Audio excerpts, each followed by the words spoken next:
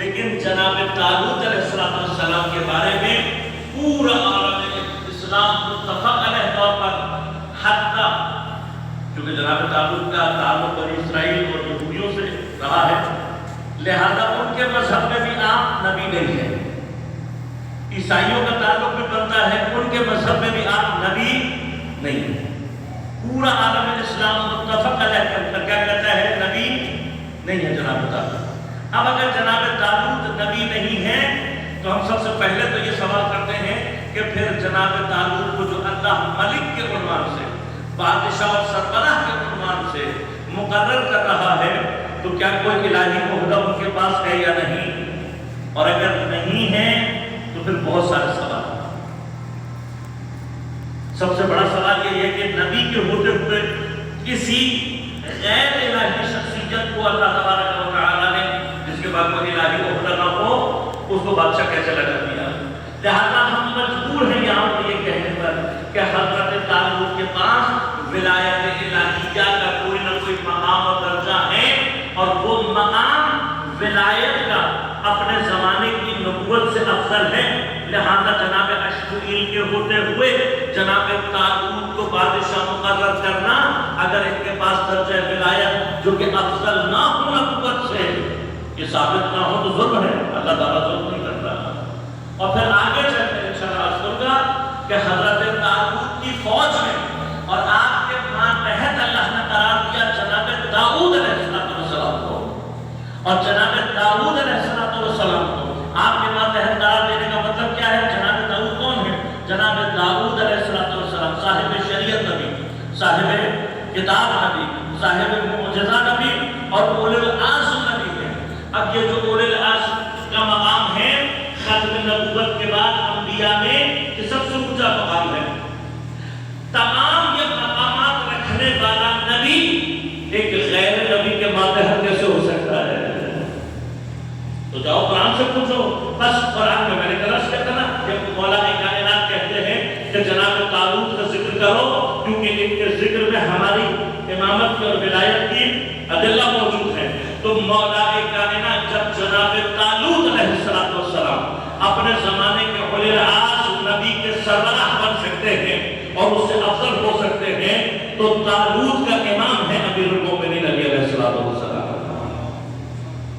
طالوت کا بھی امام ہے، فخر طالوت ہے جناب امیر المومنین، تو آپ کیسے افضل نہیں ہو سکتے؟ تو پہلے قرآن سے یہ بات ثابت کرو۔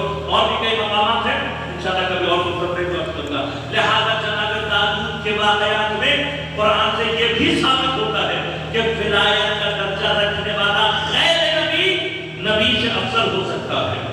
اور ہمارے بارے میں جو تہمت لگائی جاتی ہے کہ شیعہ کہتے ہیں کہ نعوذ باللہ من ذالک ائمہ پیغمبر سے افضل ہے، تو اس سوائے جھوٹ اور تہمت کی کوئی نہیں ہے کہ جس کا انشاءاللہ عذاب تہمت لگانے والوں کو اللہ تعالیٰ دے گا۔ ہمارے نزدیک پیغمبر خدا کے بعد کائنات کی سب سے عظیم شخصیت ہے۔ خدا کے بعد آپ سے افضل اور باعظمت کوئی نہیں ہے۔ آپ کے بعد ائمہ اہل بیت علیہ السلام ہے، لیکن یہ درجہ جو آپ کا ہے یہ باقی تمام دیگر انبیاء سے افضل ہے۔ اور قرآن میں نے عرض کر دیا جناب طالوت کے ذریعے ساتھ۔ اب جناب طالوت کے واقعات حضرت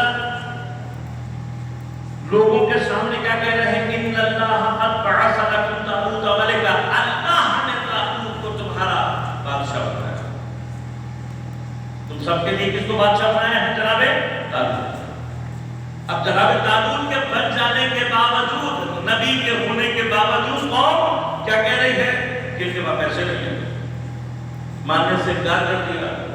تو اللہ نے ارشاد فرمایا کہ ان سے کہو کہ ان اللہ اصطفیٰ علیکم وَغَاضَهُ بَصَرًا فِي الْعِلْمِ وَالْجِسْمِ، کہ اللہ نے اس کو تمہارے اوپر انتخاب کیا ہے اور اس کو علم بھی زیادہ عطا کیا ہے اور طاقت بھی عطا کی ہے۔ یہ جو انشاءاللہ میں عرض کروں گا کہ الہی علم اور طاقت کیا ہوتی ہے، اور الہی نمائندے کی ایک علامت یہی علم اور طاقت۔ اب جب انہوں نے نہیں مانا تو آپ نے فرمایا کہ ایک اور علامت، ان آیت ملکہ، حضرت طالوت کی بادشاہت کی علامتوں میں سے ایک علامت کیا ہے؟ ان یأتیکم تابوت فیہ سکینۃ من ربکم، تمہارے پروردگار کی جانب سے علامت کیا ہے کہ تمہارے پاس وہ تابوت آ جائے گا جس میں تمہارے پروردگار کی جانب سے سکون ہے. سکون کے علاوہ کیا ہے؟ وَبَقِيَّةٌ مِّمَّا تَرَكَ آلُ مُوسَىٰ وَآلُ ہارون. اور اس تابوت کے اندر آل موسیٰ اور آل ہارون کا ترک کیا ہوا ہے، چھوڑا ہوا. ترک کیے ہوئے کو ہمارے ہاں کیا کہتے ہیں؟ وراثت. آل موسیٰ اور آل ہارون کی وراثت اس کے اندر موجود ہے. اور یہ آ جائے گا تحملہ الملائکہ، اسے ملائکہ نے اٹھایا ہوا ہوگا. بس یہ جو ملائکہ کا اس تابوت کو اٹھانا ہے اور لے کر آنا ہے، قرآن کریم کی روح سے یہ اس کی عظمت کی سب سے بڑی دلیل کہ خدا خود یہ انتظام کر رہا ہے کہ ایک تابوت کو اٹھانے کے لیے، پہنچانے کے لیے فرشتوں کو بھیج رہا ہے. یہ عظمت ہے. سوال یہ پیدا ہوتا ہے کہ تابوت سکینہ میں ایسی کیا بات ہے؟ یہ جو سکون اس کے اندر ہے، فیہ سکینۃ من ربک، تمہارے پروردگار کی جانب سے اس کے اندر سکون ہے. تو میں حق کو رکھتا ہوں نا پروردگار سے یہ پوچھوں کہ پروردگار اس لکڑی کے ڈبے کے اندر ایسی کیا بات ہے؟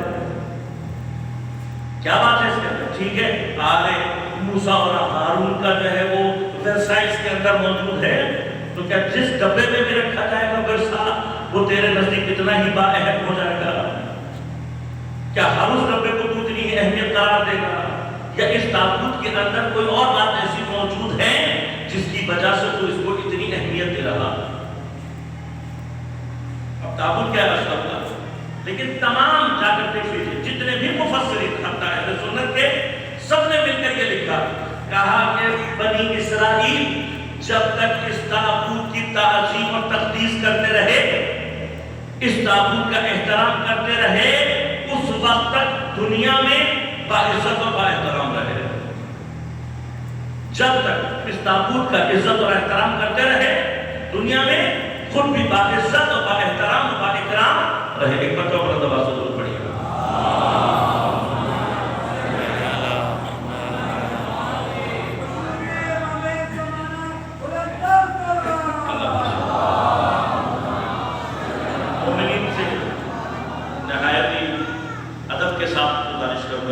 تھوڑا سا اگر آگے تشریف لے آئیں. خدا آپ سب کے توفیقات میں اضافہ کرے. میری کوئی حیثیت نہیں ہے سوائے موضوع کی حیثیت سے کہ میں دعا ہی کر سکتا ہوں، اس سے زیادہ میری کوئی حیثیت نہیں. اس موسم میں اور جو حالات اس وقت چل رہے ہیں وبا کے، اس کے باوجود آپ کی جو یہ الہی جذبے کے ساتھ شرکت ہے، اس کا عادل یا صاحب فرش امام حسین دے سکتے ہیں یا مادر حسین دے سکتے ہیں یا ان کا خدا دے سکتا ہے. ہمارے پاس سوائے شکریہ کے اور دعا کے آپ کے لیے کوئی الفاظ نہیں. باقی آپ یقیناً مجھ سے زیادہ محترم ہیں ان اللہ بھی اور ان اللہ. اللہ تعالیٰ آپ کے اس جذبے کو اپنے نزدیک قبول کرے اور آپ سب کی توفیقات میں اضافہ کرے.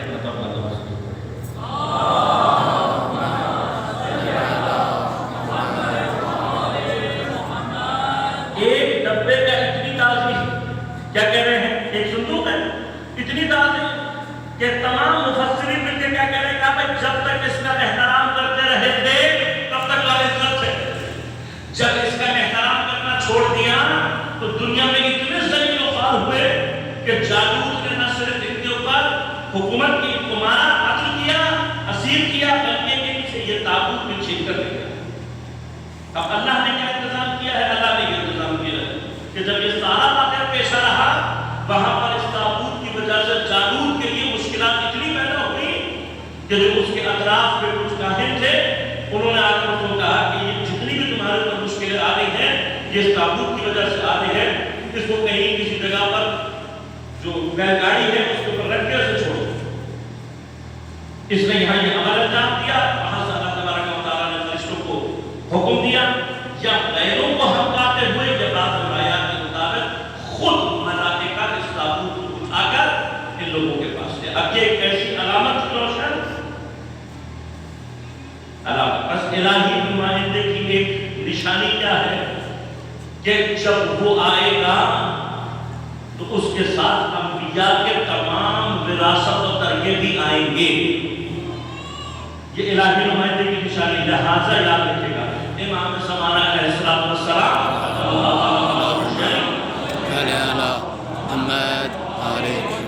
آپ کی علامتوں میں سے ایک علامت کیا ہے کہ آپ کے پاس گزشتہ تمام انبیاء کے ترکے اور وراثتیں آپ کے پاس موجود ہوں گی اور آپ کی حقانیت کی ایک دلیلوں میں سے یہ دلیل ہے. جہاں تک الہی اپور کی جگہ سے الہی نمائندے کی اس کے پاس ہوتی ہے کیا کہ وراثت انبیاء.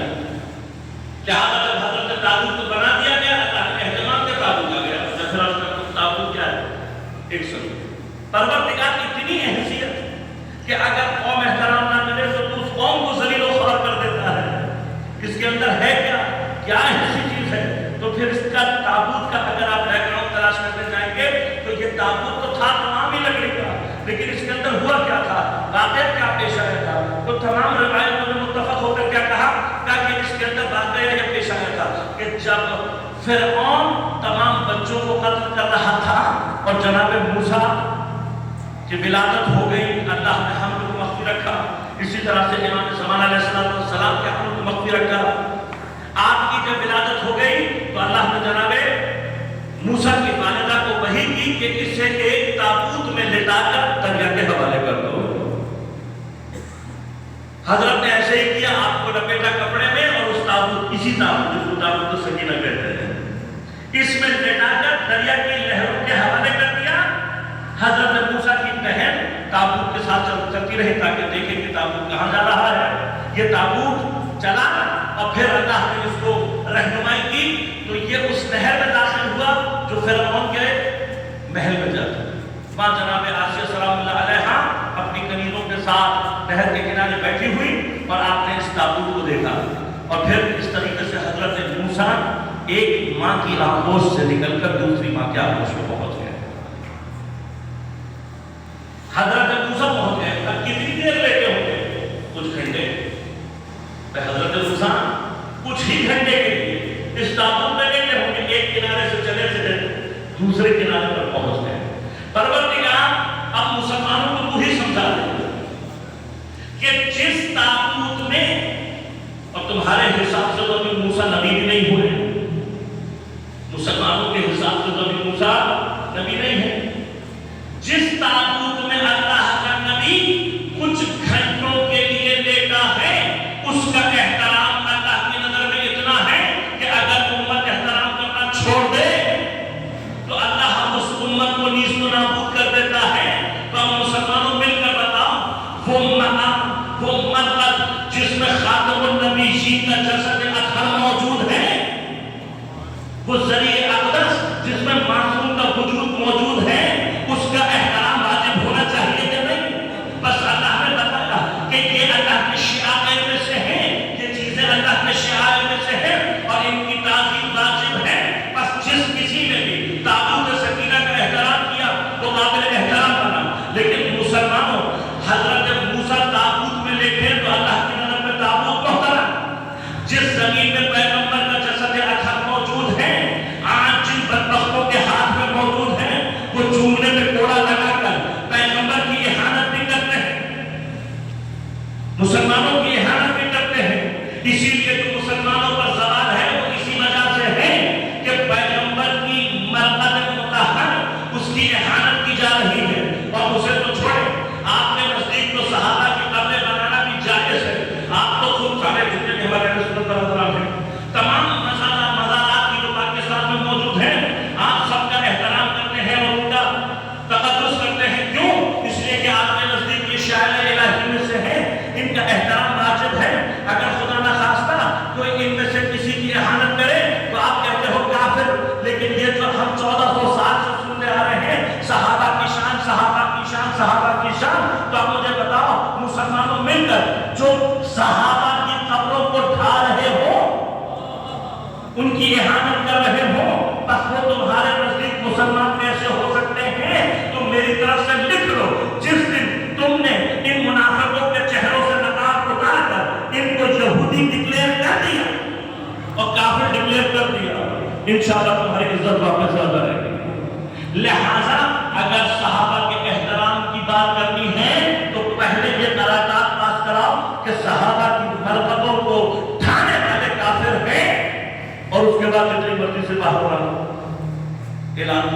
اگر بات کریں تو صحابہ کے ماننے والے ہو اور چاہنے والے ہو. لہذا دلانے وہ تابوت جس میں حضرت کو لیٹا گیا. اب یہ تابوت پہنچ گیا اور یہ تابوت دیکھنے کے بعد اور علامت دیکھنے کے بعد سب غائب ہو گئے.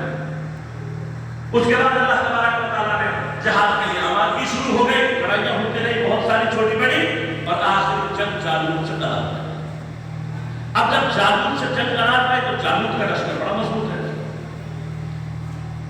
لوگوں میں ایک ہیبت آ گئی کہ کیا ہو. تو پروردگار نے دوبارہ اپنے نبی پر وحی کی اور کہا کہ ان سے کہو کہ ابھی داؤد علیہ السلام کو کوئی جانتا نہیں.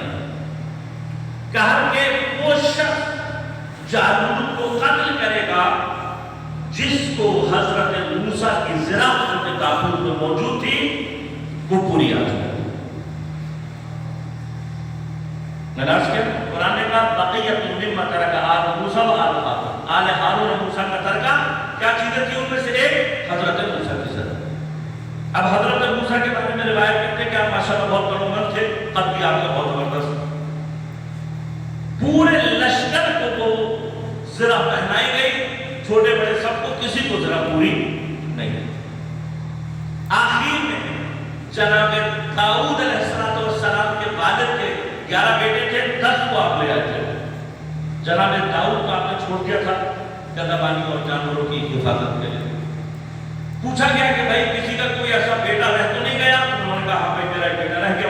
جناب داؤد کو خاص طور پر بلوایا گیا. یہیں سے جناب داؤد کی نبوت کی بھی جو علامات ہیں وہ ظاہر ہوئی. جناب داؤد کو بلوایا گیا. جناب داؤد کو بلانے کے بعد جب جناب داؤد داخل ہوئے تو لوگوں نے دیکھا کہ یہ بڑا دھان دھان سا ایک نوجوان ہے. تو سارے فوجی نوعی مذاق کرنے لگے کہ کہاں حضرت موسیٰ کے زرہ اور کہاں یہ داؤد دھان دھان سا.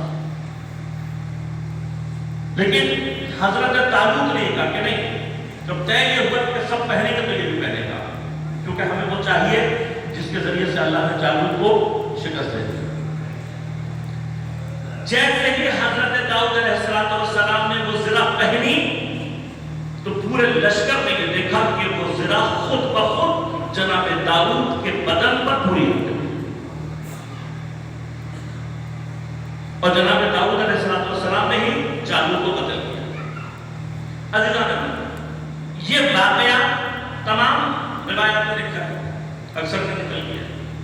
تو ایک بات تو مجھے سمجھ میں آ گئی، وہ یہ آئی کہ اس کا مطلب یہ ہے کہ نبی کا ورثہ اپنے وارث کو پہچانتا ہے. نبی کا ورثہ اپنے وارث کو پہچانتا ہے.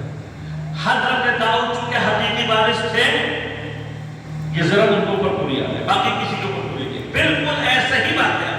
تاریخ نے نقل کیا کہ جناب عباس پیغمبر کی شہادت کے کچھ دن بعد، جو چچا ہے پیغمبر کے، عباس ابن مطلب پیغمبر کے چچا، وہ آئے اور انہوں نے آ کر اب ظاہر ہمارے روایات کے مطابق لوگوں کو دکھانے کے لیے کہ پیغمبر کا حقیقی جانشین کون ہے، مسجد میں آ کر اطلاع کر دیا کہ یا علی تمہارے پاس پیغمبر کا امامہ، پیغمبر کی تلوار اور پیغمبر کا گھوڑا ہے، ان میں سے کوئی ایک چیز مجھے دے دو، میں بھی وارث ہوں.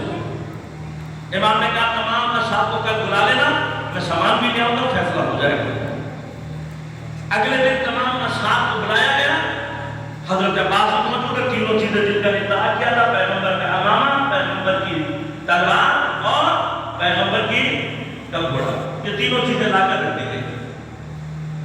امام نے فرمایا کہ اے چچا، اگر آپ وارث ہیں تو آپ یہ تلوار باندھیے، امامہ سر پر رکھیے اور کھڑے پہ بیٹھ جائیے. ان میں سے جو آپ لے جا سکتے ہیں اس کے آپ وارث. فرمایا کہ جب انہوں نے تلوار باندھنے کی کوشش کی وہ پوری نہیں آئی، لیکن آپ نے لٹکا دی. امامہ سر پہ رکھا، پورا نہیں آیا لیکن رکھ لیا. اب کھڑے ہونا چاہ رہے ہیں تو اپنی جگہ سے کھڑے نہیں ہو پا رہے. بڑی کوشش کی لیکن کھڑے نہیں ہو پائے. تو سوچا کہ شاید تلوار کا وزن زیادہ ہے، تلوار کھول دی پھر بھی نہیں اٹھ پائے. آخر پر کو رو کر امامہ اتار دیا. امامہ اتار کے جب کھڑے ہوئے تو کھڑے ہو گئے. سوچا کہ چلو یہ دو چیزیں تو ساتھ نہیں ہیں، گھوڑے پہ ٹرائی کر لیتے ہیں. جیسے ہی پیغمبر کے گھوڑے کے نزدیک گئے، اس نے لات ماری، آپ بے ہوش ہو گئے. اب جب ہوش میں آئے تو آپ نے کہا کہ یا علی اگر ایسا ہی ہے تو اب تم کر کے دکھاؤ. کہتے ہیں جیسے ہی آپ نے تلوار باندھی تلوار آپ کی کمر پر پوری آ گئی, امامہ سر پہ رکھا پورا آ گیا. آپ اٹھے گھوڑے پر بیٹھے ایک چکر لگایا, لیکن چکر لگاتے ہی حضرت ایک مرتبہ اترے اور اتر کے آواز دی, کہا حسن اب تم آؤ. جناب حسن بہت چھوٹے ہیں, کہا حسن تم آؤ, امامہ پہنو, تلوار لگاؤ, گھوڑے پر بیٹھو. امام حسن نے جیسے ہی تلوار باندھی پوری آ گئی, امامہ باندھا پورا آ گیا, گھوڑے پر بیٹھے چکر لگائے. جیسے ہی امام حسن اترے, امام نے آواز لگائی, کہا حسین اب تم آگے بڑھو. امام حسین آگے, ان سے بھی چھوٹے ہیں, امامہ بھی سب کو پورا آ گیا, تلوار بھی کمر پر پوری آ گئی, گھوڑے پر بیٹھے اور چکر لگا کر اترے. جب اتر آئے تو پھر امام نے فرمایا, کہا کہ پیغمبر کا ورثہ اپنے وارثوں کو پہچانتا ہے.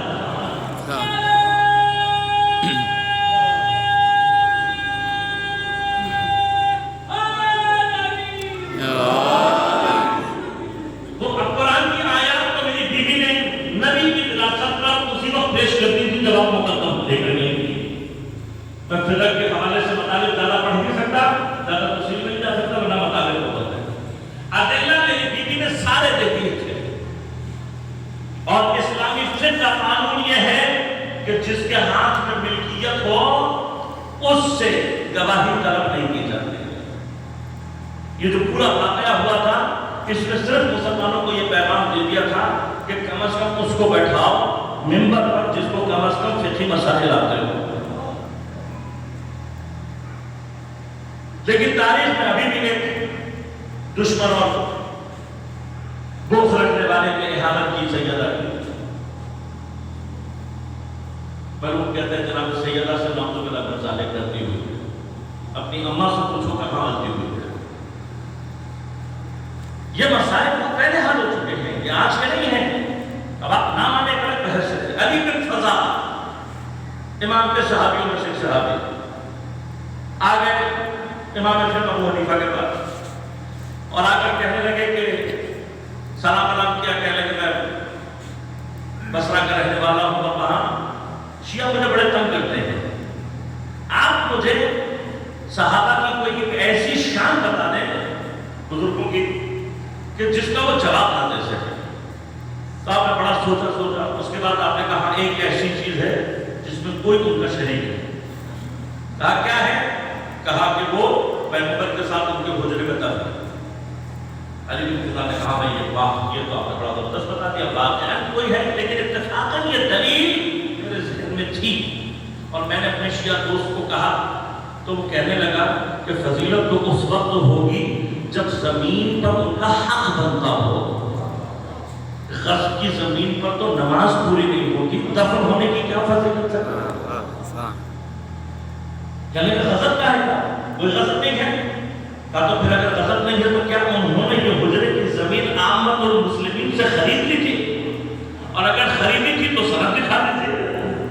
اس لیے کہ آپ نے کہہ دیا نا عامت المسلمین. اب خلیفہ ہونے کا یہ مطلب تو ہرگز نہیں ہے کہ عامت المسلمین کے مال کو آپ جہاں مرضی چاہے استعمال کریں. تو یہ تو ہے, آپ تو کہتے ہیں کہ بڑے خاصا ہے, سب کچھ ہے, تو نہیں ہو سکتا. غصب کی زمین کبھی نہیں ہو سکتی. تو غصب کی زمین اگر نہیں ہے, عامت المسلمین سے اگر خریدی گئی تو کوئی تاریخی سند, کوئی کتاب, کوئی بات, کوئی روایت نہ. اب کوئی روایت نہیں ہے کیونکہ خریدی نہیں گئی. کہا نہیں, خریدنے کی کیا ضرورت تھی, یہ ان کی بیٹی نے ہبہ کی تھی. کہا ماشاءاللہ, مسئلہ حل کر دیا آپ نے. بیٹی نے ہبہ کی تھی تو یہ بھی بتا دیں کہ بیٹی نے خریدی تھی. کہا نہیں, بیٹی کیوں خریدے گی, بیٹی زوجہ تھی, پیغمبر کی وراثت سے ملی ہوئے, چونکہ زوجہ ہے پیغمبر کی, ان کی وراثت سے ملی. کہا بات تو حل ہو گئی, واقعہ آپ نے مسئلہ حل کر دیا, لیکن دو مسئلے سمجھ میں نہیں آ رہے ہیں. کہا کیا مسئلہ ہے؟ کہا دیکھیں اگر تو پیغمبر کی وراثت سے مل گئی تو پیغمبر کی وصال کے وقت 9 بیویاں موجود تھیں, 8 کو 9 سے ملٹیپلائی کریں تو پھر جب ورثہ تقسیم ہوگا تو اس میں تو بالش کا بھرتمین بھی نہیں آتی, بالش بھرتمین بھی نہیں آتی, قبر کی جگہ کہاں سے نکالتی. دوسری بات مجھے یہ بتا دو کہ جب اپنی بیٹی کا مرحلہ آیا تو پیغمبر کی وراثت ہے, نبی کی بیٹی آئے تو پیغمبر کی کوئی وراثت نہیں. اپنی بیٹی کی باری آئے تو وراثت ہے, پیغمبر کی بیٹی آئے تو وراثت نہیں. لہذا تاریخ کو جا کر کھنگالو معلوم ہو جائے گا غلط یہ کس نے کی ہے۔ پیغمبر کا ارث، پیغمبر کی وراثت موجود۔ حضرت داؤد علیہ السلام اب جناب داؤد کی لشکر میں آ گئے، لشکر مضبوط ہے اللہ کی طرف سے، سب اور کامرانی کی اللہ نے نبی کو دے دی کہ تم جاؤ گے تمہیں کامرانی، تم جیت جاؤ گے، فتح ہو گے۔ ان تمام چیزوں کے باوجود قرآن کہتا ہے کہ جب یہ لشکر چلا اللہ نے ایک نہر سے کا امتحان کیا، اور اس نہر میں جب وہ نزدیک آئی تو حضرت داؤد نے لشکر کو بتایا، کشمیر کے ذریعے خبر ملی کہ اس نہر سے چند گھونٹ سے زیادہ پانی نہیں ملا، لیکن جو حضرت کے لشکر میں منافق تھے انہوں نے کہا کہ ایسا کچھ نہیں ہے، اتر گئے۔ جو مومن تھے انہوں نے پانی تھوڑا سا پیا، منافقوں نے خوب پیٹ بھر کر پانی پیا، سب پیٹ کے برف میں مبتلا ہو گئے۔ ادھر جب جالوت کے لشکر کے سامنے پہنچے تو جالوت کے لشکر کی ہیبت دیکھ کر جو رہی سے ہمت تھی وہ بھی ختم ہو گئی۔ تو قرآن کہتا ہے کہ ان سب نے مل کر کہا کہ ہمیں لا طاقت لنا، ہم جالوت سے لڑنے کی طاقت نہیں رکھ سکتے، تم لوگ جاؤ مومنین اور انبیاء تم جا کر لڑو، ہم نہیں لڑ سکتے۔ تو کیا ہوا؟ قرآن کہتا ہے بہت تھوڑا سا گروہ، بہت چھوٹی سی فوج، حضرت داؤد کی بہت چھوٹی سی فوج باقی رہی، لیکن اس فوج میں الہی نمائندے شامل ہیں۔ اب چھوٹی سی ہیں لیکن چونکہ مومنین کی فوج ہے لہذا مومنین کی فوج کو اللہ نے قرآن میں نام دیا حزب اللہ۔ جب مومنین کی فوج ہو جائے تو اسے اللہ تعالیٰ نے نام کر دیا حزب اللہ۔ اب چھوٹی سی فوج تھی لیکن جالوت کے مقابلے پر کامیاب ہو گئے، جناب داؤد نے جالوت کو قتل کیا اور آپ لوگ کامیاب ہو گئے، ان کی پوری فوج آ گئی اور آپ نے کہا کم من فئۃ قلیلہ فئۃ کثیرہ بإذن اللہ۔ بہت مرتبہ ایسا ہوتا ہے کہ کوئی چھوٹا سا لشکر اللہ کے اذن سے کسی بڑے لشکر کے اوپر کامیابی حاصل کر لے۔ ادھر سے انہوں نے کہا اللہم ربنا افرغ علینا الصبر وثبت اقدامنا وانصرنا علی القوم الکافرین۔ اللہ تعالیٰ نے ان کو نصرت دی، چھوٹی سی فوج تھی، بڑے سے لشکر کے اوپر کامیاب ہو گئی، چونکہ مومنین کی تھی، نام حزب اللہ تھا۔ تاریخ نے اپنے آپ کو دوہرا دیا۔ کچھ سال پہلے کا واقعہ آپ کو یاد ہوگا، دنیا میں طاقت میں نشے میں معمور اسرائیلی فوج نے حملہ کرنا چاہا تھا، حزب اللہ بہت تھوڑی تھی لیکن مومنین پر مشتمل تھی، نام بھی حزب اللہ تھا اور نعرے یہی لگا رہے تھے ربنا افرغ علینا الصبر وثبت اقدامنا وانصرنا علی القوم الکافرین۔ 33 دن میں دنیا کی طاقتور ترین کو اللہ نے ایک چھوٹی سی فوج سے شکست دے کر ان کے غرور کو خاک میں ملا کر قرآن کی آیت میں مرتبہ پھر دوہرا کر کہا کم من فئۃ قلیلہ غلبت فئۃ کثیرہ بإذن اللہ۔ چھوٹا سا لشکر لیکن اگر اللہ کے ساتھ ہو تو بڑے لشکر کے اوپر کامیاب ہو جاتا ہے۔ رسول کا ورثہ، رسول کے وارث، تاریخ عجیب، اور کربلا میں واقعات بعض مقامات تاریخ کے عجیب۔ حضرت امام حسین علیہ السلام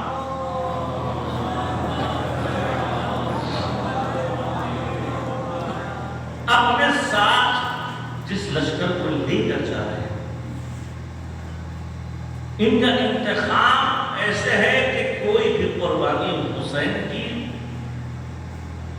پلاننگ کے بغیر نہیں ہے۔ کوئی شبیہ پیغمبر ہے تاکہ تاریخ میں یہ بات رقم ہو سکے کہ ان لوگوں کو پیغمبر سے کوئی تعلق محبت، لیکن کوئی قربانی میرے مولا کی ایسی بھی ہے کہ جس نے طول تاریخ میں یہ ثابت کر دیا کہ یہ لوگ مسلمان تو بہت دور کی بات انسان کہلانے کے بعد، اور ان میں بدترین لوگوں میں ویسے تو سارے کے سارے ایک خبیث ہیں، لیکن لیکن جو بدترین نام ہے کربلا میں، ان میں سے ایک حرملہ مرموم، خدا عذاب علیم میں مبتلا کرے۔ اپنے آپ کو بظاہر شجاع کہتا تھا، لیکن اس ملعون نے کربلا میں کیا صرف بچوں کو نشانہ بنایا ہے، یا بعض روایات میں مشکیزے کو نشانہ بنایا، یا قلب حسین کو نشانہ۔ کئی بچے روایات میں ملتے ہیں۔ ایک عبداللہ رضی ہیں جو جن کے بارے میں روایت کہتی ہے امام حسین کا وہ فرزند جو عاشور کے دن پیدا ہوا، اور جب حضرت کو اطلاع دی گئی اور آپ اس نیت سے خیموں کے نزدیک آئے کہ اپنے اس بچے کے کان میں آذان دیں، ابھی حضرت کی آغوش میں نونہال تھا، اسی ملعون کے تیر نے حضرت کی آغوش اس بچے کو ذبح کر دیا۔ کس قدر حسین مظلوم ہے تاریخ سے پوچھو۔ لیکن انہی میں قربانیوں میں جناب علی اصغر اساتید کہتے ہیں کہ حضرت نے اپنے اصحاب کو مقدم اس لیے کیا کہ ایک امتحان کربلا میں پیاس خود سے، یعنی خود پیاس ایک امتحان ہے۔ حضرت نے چاہا کہ میرے اصحاب پیاس کے امتحان سے جلدی گزر جائیں، جلدی شہید ہوں گے، جلدی کوثر سے سیراب ہو جائے۔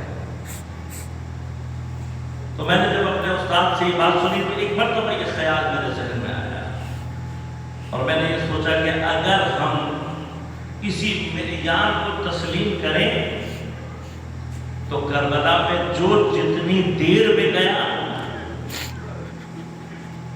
امام کی نظر میں پیاس کے امتحان میں وہ اتنا مضبوط تھا۔ اور حیرت کی بات یہ ہے کہ جو کربلا میں سب سے چھوٹا ہے وہ کربلا میں سب سے بڑا ہے۔ کون سا مقام؟ تمام انسان اور تقریباً تمام بنی ہاشم کے افراد شہید ہو چکے۔ اور کربلا میں جو افراد کے لیے حضرت نے الفاظ دہرائے ہیں یہ ان کی حقیقت ہے۔ جناب علی اکبر کی شہادت پر کہا نا کہ الدنیا بعدک لحظہ، علی اکبر تیرے بعد تو حسین کی دنیا خاک اور ڈھیر ہو گئی۔ تو جناب علی اکبر امامت کے لیے روشنائی امامت تھے۔ اور جناب عباس کے بعد جب حضرت نے کہا نا الآن انکسر ظہری، اب میری کمر ٹوٹ گئی ہے، تو حضرت عباس امامت کے لیے ایسے ہی تھے۔ لہذا اس کمر کے ٹوٹنے کے بعد اس کا اثر ہے کہ حسین نے کربلا میں ایک مرتبہ آواز لگا کر کہا حل من مغیث، ایک کوئی ہمیں اہل بیت کی مدد کرنے والا۔ اس استغاثے کی صدا کو گونجنا تھا، یک گنج شہیدہ میں پڑی ہوئی لاشیں تڑپنے لگی کہ مولا کاش خدا ہمیں زندگی دے اور ہم دوبارہ اپنی جانیں ہم پر قربان کریں۔ یا ایک مرتبہ خیموں میں سے صدائے نالا اور گریہ بلند ہوئی۔ حضرت خیمے کے نزدیک تشریف لا کر ایک مرتبہ سوال کرتے ہیں، بعض روایت میں کیا فرمائے کہ زینب کیا کوئی بچہ پیاس کی وجہ سے ہلاک ہو گیا، مر گیا ہے؟ بیویوں میں اتنا نالا اور گریہ کیوں ہے؟ تو حضرت کو بتایا گیا کہ جب سے آپ نے صدائے استغاثہ بلند کی ہے تب سے آپ کے 6 مہینے کا علی اصغر نہ جھولے میں قرار پاتا ہے، نہ ماں رباب کی گود میں قرار پاتا ہے، نہ بہن سکینہ کی گود میں قرار پاتا ہے۔ حضرت نے کہا لا رباب سے کہو میرا بچہ مجھے دے، میں کوشش کرتا ہوں شاید اسے پانی پلا دیں، اس کے لیے پانی کی کوئی تدبیر کر کے دیکھ لیتا ہوں۔ जनाब रबाब ने सफेद कपड़े में लपेट कर लिया, सिर को दिया, हजरत ने गोद में लेकर प्यार किया। अभी हजरत चंद कदम चले हैं, गर्मी की धूप की शिद्दत से देखा अली असगर के रुखसार तमतमाने लगे। लिहाजा इमाम ने अपनी आबा के दामन को हजरत के ऊपर डाल दिया कि मेरे बच्चे को धूप न अज़ियत दे। इस आदम में जब आप लश्कर के नजदीक हुए, किसी मरहूम ने आवाज लगाकर कहा, शायद हुसैन अपनी आबा के दामन में कुरान छुपा कर ला रहे हैं। इमाम ने सदा के सुनते ही जब आबा के दामन को हटाया तो देखा कि छोटा सा बच्चा हुसैन की आगोश में है। इमाम ने एक मर्तबा सामने करके हजरत को कहा, मैं कुछ नहीं चाहता, इसकी माँ का दूध खुश्क हो गया है, हो सके तो इसे एक घूंट पानी पिला दो। लेकिन इस बात का बजाय हजरत को पानी पिलाया जाता है, किसी ने आवाज लगाकर कहा, खबरदार, हुसैन बच्चे के बहाने नहीं खुद पानी न पीले। ये सोचा था, हजरत ने आगे बढ़कर वो बच्चा जिसको हुसैन अभी धूप की तमाज़त से बचा रहे थे, अपने उसी गुल को एक मर्तबा जलती हुई पेड़ के ऊपर चलते तो पीछे हट गए। जनाब अली असगर ने अपनी सूखी हुई ज़ुबान को अपने सूखे हुए होठों पर फेरा, यहाँ लश्कर का लश्कर बोलने लगा। इतने में उमर साहब बोलने आवाज लगाकर और बड़ा से कहे, हुसैन, इस मरहूम ने एक मर्तबा तीर उठाकर जिले में लगाया। वहाँ हजरत ने आगे बढ़कर अभी अपने बच्चे को उठाकर हजरत प्यार के इरादे से अपने चेहरे के नजदीक ला रहे थे और